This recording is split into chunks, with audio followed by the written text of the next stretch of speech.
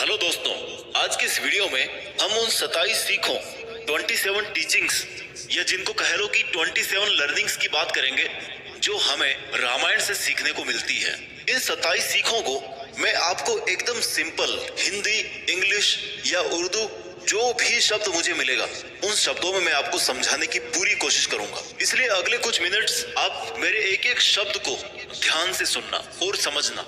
बिना समय बर्बाद किए आइए चलते हैं आज की हमारी रामायण की 27 सीखों पर। बिना समय बर्बाद किए बढ़ते हैं इतिहास के उस सबसे बड़े ग्रंथ के ज्ञान के खजाने की तरफ जो स्वयं पुरुषोत्तम भगवान श्री राम की रामायण के अंदर साफ नजर आता है। और इन 27 सीखों को, बातों को कोई भी इंसान बड़ी आसानी से समझकर और आसानी से फॉलो करके जीवन में वो सब पा सकता है जो वो प्राप्त करना चाहता है। चाहे रिश्तों में खुशी बनाना हो, चाहे अच्छे दोस्त बनाने हो, चाहे जीने का तरीका सीखना हो, चाहे सफलता पानी हो या चाहे लाइफ में ग्रोथ करनी हो, या चाहे अपनी जिंदगी में सब कुछ अचीव करना हो या मन को शांत करना हो। रामायण से बढ़कर कोई शांति प्रिय ग्रंथ इस दुनिया में और कोई दूसरा हो ही नहीं सकता। इसको हर परिवार में हर सदस्य के द्वारा हमेशा पढ़ा जाना चाहिए और इससे मिलने वाली इन सीखों को हमेशा फॉलो करना चाहिए। सीख नंबर 1, हमेशा सत्य की जीत होती है। चाहे झूठ कितना ही बड़ा हो, चाहे सत्य कितना ही कमजोर लग रहा हो, लेकिन आखिर में जाते जाते सत्य अपनी ताकत दिखा देता है और झूठ बहुत फीका पड़ जाता है, सबके सामने आ जाता है और हार जाता है। पूरे रामायण से केवल एक सीख निकालने को अगर आपको बोला जाए तो इस लाइन को याद रखना। इस लाइन में इसका पूरा अर्थ निकल जाता है कि अच्छाई की बुराई पर हमेशा जीत ही होती है। रावण बहुत बड़ा योद्धा था, उसके पास बहुत सारी ताकत थी, भगवान शिव से वरदान प्राप्त था अमर रहने का, लेकिन उसके हारने की केवल और केवल एक वजह थी कि वो बुराई के साथ था, वो अच्छाई के साथ नहीं था, वो सत्य के साथ नहीं था। इसलिए रावण इतना ताकतवर होके भी श्री राम के द्वारा मारा गया। सीख नंबर 2, हमेशा विनम्र बने रहो। जब भगवान श्री राम ने हनुमान जी को भेजा कि जाओ एक बार देख के आओ कि लंका कैसी है और सीता को कहाँ रखा है, तो हनुमान जी अपनी योग माया से और अपनी ताकत से माता सीता के पास पहुंच गए। उनमें बहुत ताकत थी, पूरा पहाड़ उठा के ले आए थे लक्ष्मण जी को बचाने के लिए। तो सीता माता को तो आराम से कंधे पर बिठा के ले आते, उड़कर आ जाते, लेकिन वे विनम्र बने रहे। उनका फंडा क्लियर था कि जैसा भगवान श्री राम ने बोला है केवल वैसा ही करूंगा। वो चाहते तो उनके लिए क्या मुश्किल था अपनी शक्ति प्रदर्शन करना, पर वे विनम्र बने रहे। हनुमान जी का ये गुण हमें बहुत कुछ सिखाता है। हमने थोड़े से पैसे क्या कमा लिए कि हमारे अंदर ईगो आ जाता है, घमंड आ जाता है और हम दिखाने में आ जाते हैं, जबकि होना क्या चाहिए, हनुमान जी की तरह विनम्र होना चाहिए। सीख नंबर 3, your duties are greater than your personal interest. आपके निजी स्वार्थों से कहीं ज्यादा बड़ी है आपकी जिम्मेदारियां। भगवान श्री राम को पुरुषोत्तम क्यों कहा जाता है? क्योंकि श्री राम से ज्यादा उत्तम कोई और पुरुष है ही नहीं इस सृष्टि में। और जब वो खुद इतने उत्तम हैं, तो फिर उन्होंने रामायण के अंत में सीता माता को क्यों छोड़ा और सीता माता क्यों जंगल निवास में गई? उनका मानना था कि राजा और रानी वो होते हैं जिन पर उनकी प्रजा भरोसा करे, जिन पर बिल्कुल भी संदेह ना करे, बिल्कुल भी संकोच ना करे। एक धोबी ने संदेह किया माता पर और भगवान राजपाट छोड़कर सीता माता के साथ जंगल जाने को तैयार हो गए दोबारा। लेकिन श्री राम इसलिए नहीं जा पाए जंगल क्योंकि उनके किसी भी छोटे भाई ने राजा बनने से इनकार कर दिया, क्योंकि ये उनके धर्म के विपरीत था कि बड़े भाई के होते हुए हम छोटे भाई कैसे राजा बन सकते हैं, कैसे राजा बनने का सुख भोग सकते हैं। और अंत में यही हुआ कि श्री राम को ही राजा बनकर रहना पड़ा और सीता माता को छोड़ना पड़ा। इस पूरे इंसिडेंट से क्या सीखने को मिलता है कि आपका निजी जीवन, आपकी पर्सनल लाइफ आपकी जिम्मेदारियों से, आपकी रिस्पॉन्सिबिलिटीज से कभी ऊपर नहीं हो सकती। इसीलिए श्री राम पुरुषोत्तम थे। सीख नंबर 4 जो हमें रामायण से मिलती है हमेशा सबकी इज्जत करना सीखिए। जब शबरी माता ने श्री राम को देखा तो वो इतने आनंद में डूब गई कि जब बेर खिलाने के लिए ले गई तो ये इंश्योर करने के लिए, ये निश्चित करने के लिए कि हर बेर मीठा होना चाहिए तभी मैं श्री राम को खिलाऊंगी। अब ऐसी कोई ट्रिक तो है नहीं कि बेर को देख के बता दो कि बेर के अंदर क्या है, मीठा है कि बेर खट्टा है, कहीं कीड़ा तो नहीं है उसमें। और इसलिए वो हर बेर को पहले खुद चखती थी और फिर श्री राम को खिलाती थी। और श्री राम शबरी माता के प्रेम में इतना मग्न हो गए कि उनको इस बात का जरा भी पता नहीं पड़ा, उनको जरा भी आपत्ति नहीं हुई कि शबरी माता उनको झूठे बेर खिला रही है। ये होता है बजाय हम ये देखने कि कौन क्या है, हम ये देखें कि उसके मन में हमारे प्रति प्रेम कितना है और हम उसके प्रेम की इज्जत भी करें। सीख नंबर 5 जो हमें रामायण से सीखनी चाहिए, परिवार में एकता का होना बहुत जरूरी है। परिवार के सभी सदस्यों का एक मत रहना बहुत जरूरी है, नहीं तो वो परिवार टूट जाता है। और अगर वो परिवार एकजुट है, यूनाइटेड है, तो फिर वो किसी भी बड़ी से बड़ी चुनौती का सामना कर सकता है। राजा दशरथ अपने पुत्रों से बहुत प्यार करते थे। जब माता कैकेयी ने श्री राम को वनवास भेजने की बात कही और वचन मांग लिया तो फिर और कोई ऑप्शन बचता नहीं कि अब जंगल जाना ही पड़ेगा श्री राम को। राजा दशरथ का एक मन तो ये कह रहा था कि पुत्र को रोक ले, और दूसरा मन ये कह रहा था कि वचन भी दे दिया है, निभाना पड़ेगा। तो भगवान राम ने कहा कि रघुकुल रीत सदा चली आई, प्राण जाए पर वचन ना जाए। कि पिताजी आपसे ही सीखा है कि हमारे परिवार की परंपरा चली आई है कि भले ही प्राण चले जाएं, लेकिन एक बार वचन निकल गया मुंह से, दिल से, मन से, तो वचन का मान रखना चाहिए, उस वचन को निभाना है। भगवान राम चले गए वनवास में तो उनकी पत्नी भी उनके साथ गई, उनका भाई लक्ष्मण उनके साथ गया। जब वो सब जंगल चले गए तो राजा दशरथ ने दुख ही दुख में अपने प्राण त्याग दिए, जिससे पता पड़ता है कि वो कितना प्रेम करते थे अपने पुत्र से, कितना प्रेम था उनके परिवार में। और जब दशरथ स्वर्ग चले गए तो अब राजा कौन बने? कायदे से तो श्री राम को बनना चाहिए, वो है नहीं, तो उनके बाद में जो बड़ा भाई है वो बनेगा। लक्ष्मण जी भी नहीं है, भरत का नंबर आया। आजकल की पॉलिटिक्स होती तो आराम से बन जाते भरत, लेकिन श्री राम के भाई भरत ने श्री राम की चरण पादुकाएं यानी कि उनकी चप्पल को सिंहासन पे रखकर भगवान श्री राम के नाम पर राज्य का कार्यभार संभाला और कभी भी अपने आप को राजा नहीं माना, कभी भी अपने राज्य पर आंच नहीं आने दी। ये होता है परिवार का प्रेम, जो आजकल की सोसाइटी में पता नहीं कहाँ खो गया है। हर चीज के टुकड़े हो जाते हैं भाइयों के बीच तुरंत, ये तेरा ये मेरा, दैट्स इट। हमें रामायण से ये सीखना चाहिए कि परिवार अगर एकजुट रहता है ना तो हर मुसीबत का, हर रावण का सामना बड़े आराम से किया जा सकता है, हर वनवास का, हर जंगल का सामना आराम से किया जा सकता है। सीख नंबर 6 जो हमें रामायण से सीखने को मिलती है कि हमेशा चाहे कुछ भी हो, हमेशा सही का रास्ता चुनो। अगर आपको सही का साथ देने के लिए या सच्चाई का साथ देने के लिए अपने घर परिवार या अपने धर्म को भी छोड़ना पड़े ना, तो पीछे नहीं हटना चाहिए। उदाहरण है रावण के छोटे भाई विभीषण का। विभीषण रावण के छोटे भाई थे, लेकिन धर्म प्रेमी थे, शांति प्रिय थे।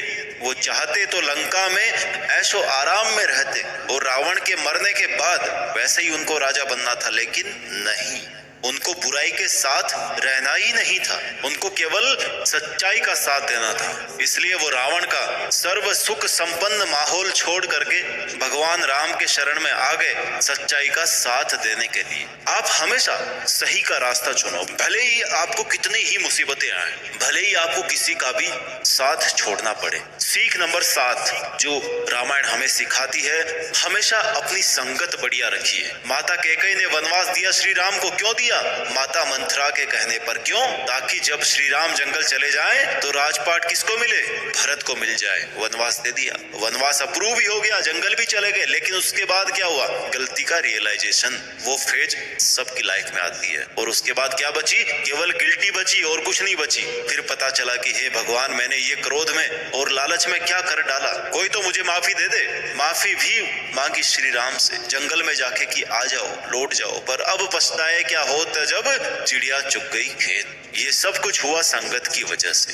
बुरी संगत से अच्छा है कि किसी की संगत ही ना हो। You are the average of your 5 friend. आप उन 5 लोगों के कैरेक्टर के एवरेज हो जिनके साथ आपका उठना बैठना है, आपका रहना है, आपका घूमना फिरना है। जो आपके दोस्त हैं, जो आपके क्लोज, उन 5 लोगों के आप एवरेज हो। इसलिए अपनी संगत बढ़िया रखिए। सीख नंबर 8, माफ करना बदला लेने से कहीं ज्यादा गुना बड़ा होता है। जब लक्ष्मण ने शूर्पणखा का नाक काटा ना, तो वो रोती हुई अपने भाई रावण के पास गई। रावण अगर वहां पर लक्ष्मण से बदला लेने की बजाय उसको माफ कर देता तो जिंदा रहता, पर उसने बदला लेने की सोची, और जब बदला लेने की सोचकर गया वो माता सीता को किडनैप करके ले आया, यानी कि बदले की भावना में गलतियों पर गलतियां कर बैठा, तो फिर नतीजा तो वही होना था जो आपने देखा, जो आप जानते हैं। किसी भी विवाद को समाप्त करने के 2 ही ऑप्शन है कि या तो माफ कर दो सामने वाले को, या फिर उसको साफ कर दो। और अगर माफ कर दिया तो ठीक है, मामला शांत है। अगर साफ करने की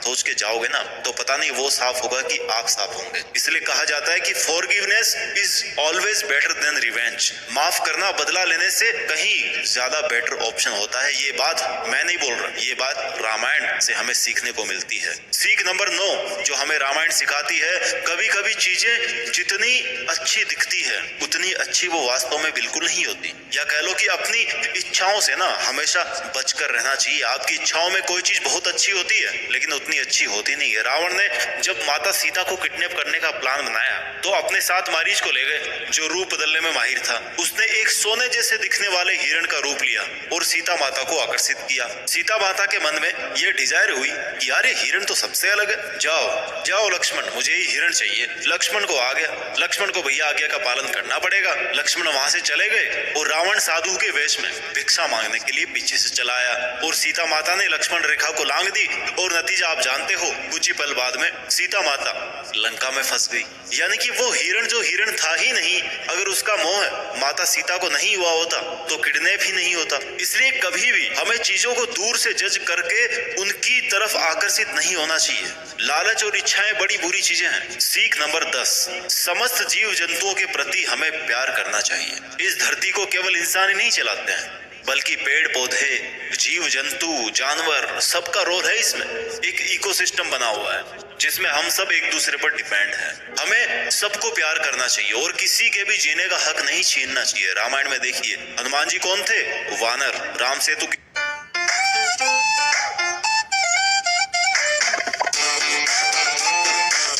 किसने बनाया?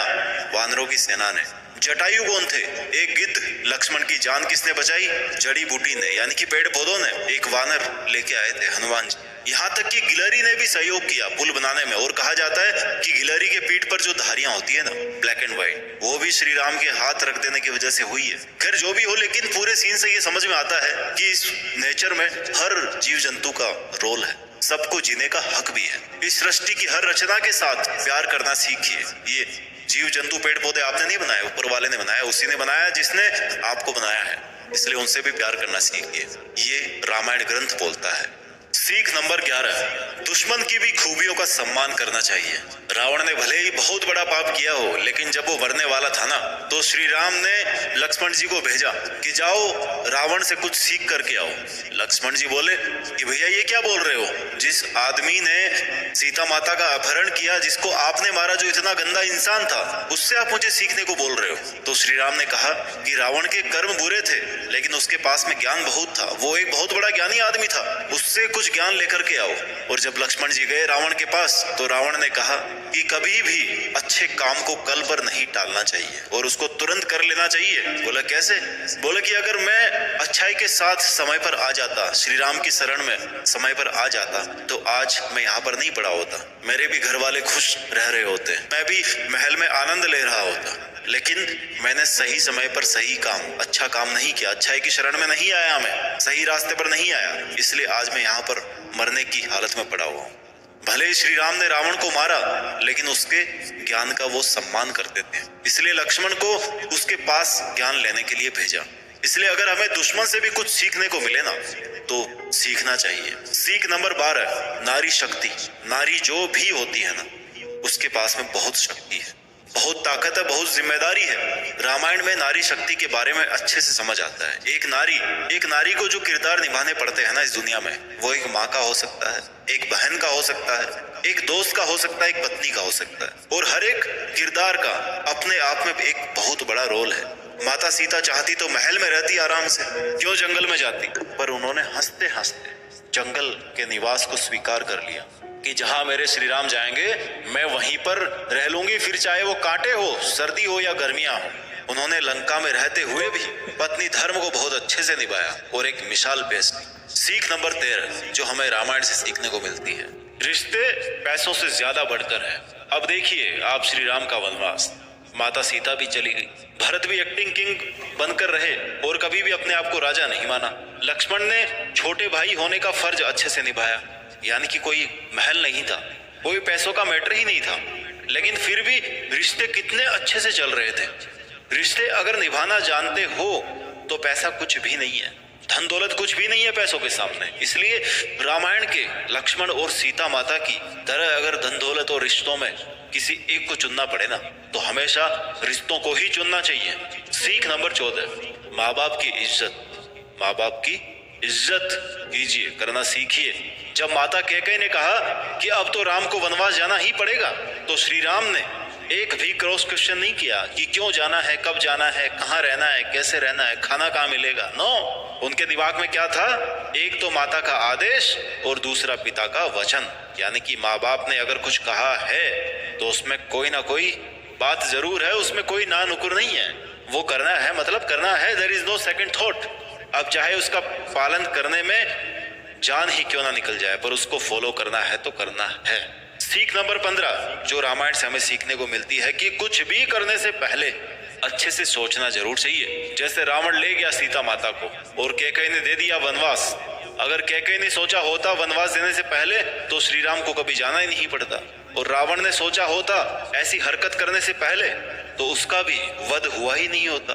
कुछ भी करने से पहले 2-3 बार ठंडे दिमाग से जरूर सोचो कि करने क्या जा रहे हो, कि क्या मैं जो करने जा रहा हूँ वो एथिकली सही है या रॉन्ग है, उसके क्या क्या प्लस पॉइंट्स है और क्या क्या माइनस है। ये डिसीजन मेकिंग करना बहुत जरूरी है। आज की डे टू डे लाइफ में हम बहुत सारे काम ऐसे करते हैं जिनके बारे में हम सोचते नहीं है, और लास्ट में पूरा खेल बिगड़ जाता है। थोड़े से स्वार्थ की वजह से, थोड़े से गुस्से की वजह से पूरा काम गड़बड़ हो जाता है। थोड़ी सी मिस प्लानिंग की वजह से, नहीं सोच पाने की वजह से पूरा काम गड़बड़ हो जाता है। कुछ भी करने से पहले अच्छे से सोचना जरूर चाहिए। सीख नंबर 16 जो हमें रामायण से सीखने को मिलती है, ऑलवेज हैव हेल्पिंग नेचर। हमेशा किसी का भला करने की सोचिए। श्री राम ने कभी भी किसी की हेल्प करने का अगर मौका आया उनके पास तो उसको मना नहीं किया। सुग्रीव की हेल्प करी, जटायु की करी, सबरी माता की हेल्प करी, सबकी हेल्प करी। जो सामने आता गया उस पे दया करते गए। इंसान ही अगर इंसान के काम नहीं आएगा तो क्या मशीन थोड़े काम आएगी? ये बात आज के जमाने में हम सबको समझनी चाहिए। We should always have helping nature towards everyone. क्या पता किस पल की गई मेहनत किस पल काम आ जाए, किस पल की गई मदद किस पल हमारे काम आ जाए। सीख नंबर 17 अपनों से छोटों की रक्षा करें। ये हमारा धर्म है, ये हमारी जिम्मेदारी है, ये हमारी ड्यूटी है। अगर हम बड़े हैं और पावरफुल हैं तो हमारी जिम्मेदारी बनती है कि हम अपने से छोटों की या सोशल स्टेटस में जो अपने से नीचे के लेवल है वहां पे जो लोग हैं उनकी हम हेल्प करें, उनकी रक्षा करें। उनकी रक्षा करने से हम उनको भी आगे बढ़ने का अवसर देते हैं। और क्या पता कल को कोई इतना विकास कर ले कि आजीवन आपका एहसानमंद रहे, और ना भी रहे तो भी आपको तो ऐसा गुण बनाना है अपने आप में कि आप अपने से छोटों को प्रोटेक्ट करें। सीख number 18 be honest friend for life time. अगर दोस्ती करो तो ऐसी करो कि ईमानदारी कूट कूट के भरी हो, आंख बंद करके दोस्त आप पर भरोसा कर सके। सुग्रीव और श्री राम की जब मुलाकात हुई ना तो सुग्रीव बहुत बड़ी परेशानी में थे, बाली से परेशान थे। बाली उनका भाई था। श्री राम ने उनकी हेल्प करी और टाइम आने पर सुग्रीव ने भी श्री राम की हेल्प करी। Always keep your word, keep your promises. अक्सर ये होता है कि समय के बदलते ही ना, अपनी जरूरत पूरी होते ही लोग बदल जाते हैं, पर ऐसा नहीं होना चाहिए। सीख नंबर 19 give best to your relations. Ramayana में ऐसे बहुत सारे एग्जाम्पल्स मिलते हैं जिनसे ये जानने को मिलता है कि रिश्तेदारी कैसे निभाई जाती है। माता Sita was best wife, Ram best husband थे, बेस्ट राजा थे, बेस्ट पुत्र थे। लक्ष्मण और भरत वो भी बेस्ट भाई थे। हनुमान जी बेस्ट भक्त थे। सुग्रीव बेस्ट फ्रेंड थे। आज के समय में अगर हमें किसी रिश्ते को संभालने में दिक्कत होती है तो इन रिश्तों के बारे में हमें जरूर स्टडी करनी चाहिए। पहले के जमाने में एक से ज्यादा शादियां करना राजाओं के लिए आम बात होती थी।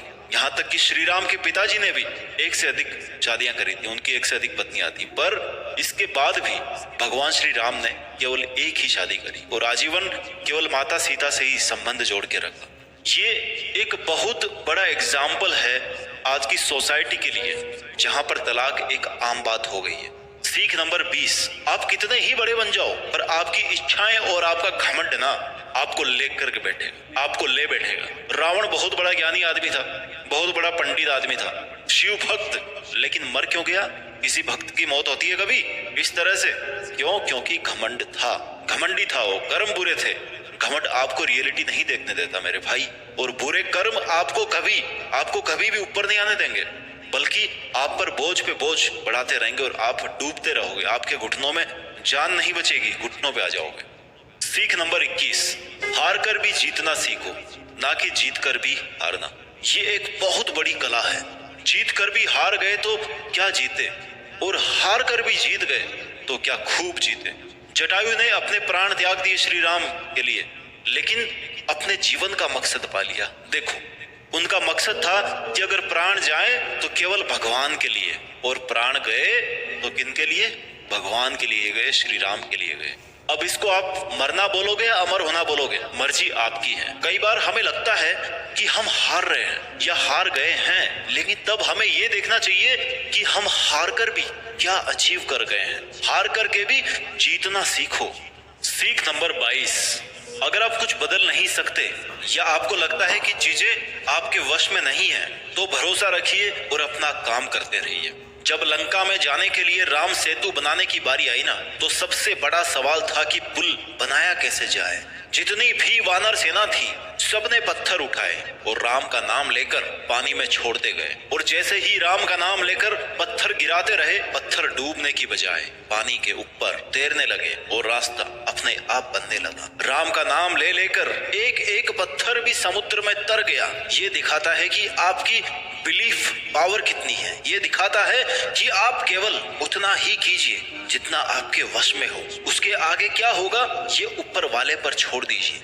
सीख नंबर 23, किसी को भी कमजोर ना समझें। जैसे वानरों की सेना ने सेतु बनाया, जटायु ने अपने आखिर सांस तक लड़ाई लड़ी, और यहाँ तक कि गिलहरी ने भी सेतु बनाने के लिए हाथ बढ़ाया। इससे ये बात सीखने को मिलती है कि सब में कोई ना कोई हुनर जरूर होता है और हमें किसी को भी कमजोर नहीं समझना चाहिए। हो सकता है वो उस काम में परफेक्ट हो जिसमें हम नहीं है, इसलिए किसी का भी मजाक ये कहकर नहीं उड़ाना चाहिए कि ये तेरे से नहीं हो सकता या तू इसके लायक नहीं है। क्योंकि शेर कितना ही ताकतवर हो, लेकिन जब बारी पानी में तैरने की आती है ना, तो मछली से ज्यादा तेज वो नहीं तैर सकता, मछली से ज्यादा स्किल्ड नहीं है वो पानी के अंदर। सीख नंबर 24, never tell your secrets to anyone. अपने रहस्य, अपने राज किसी को भी ना बताएं। केवल विभीषण को ये पता था कि रावण की मौत कैसे हो सकती है। रावण की नाभि में अमर होने का फॉर्मूला था, इसलिए रावण की मौत तब ही हो सकती थी जब उसको कोई नाभि में मारे, जब उसके अभेद कवच को तोड़कर उसकी नाभि पर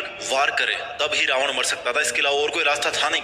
ये राज रावण ने विभीषण को बताया था, विभीषण को पता था इस राज का। अगर रावण के पॉइंट ऑफ व्यू से देखा जाए तो उसका विभीषण को ये राज बताना सबसे बड़ी भूल थी उसकी लाइफ की, जो उसकी जान ले बैठी। क्योंकि अगर वो विभीषण को कभी ना बताता कि उसकी मौत केवल उसकी नाभि से हो सकती है, तो वो शायद कभी मरता ही नहीं। हालांकि जो भी हुआ सच्चाई के पॉइंट ऑफ व्यू से उसको होना ही था, बट कहानी बहुत लंबी चलती अगर रावण का राज खुद रावण विभीषण को कभी नहीं बताया होता तो। सीख number 25, have faith on your team. Shri Ram की सेना में कौन थे? वानर, मतलब बंदरों की सेना। रावण की सेना ने तो यह कह के मजाक उड़ाया था हनुमान जी को कि देख, तुम्हारे राम की सेना में कौन है?